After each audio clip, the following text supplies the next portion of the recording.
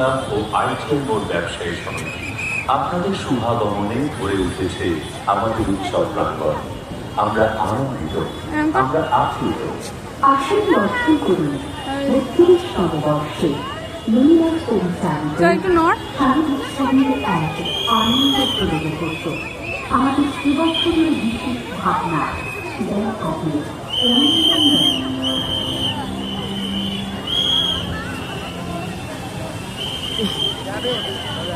VIP gate, বুঝলেন, VIP gate.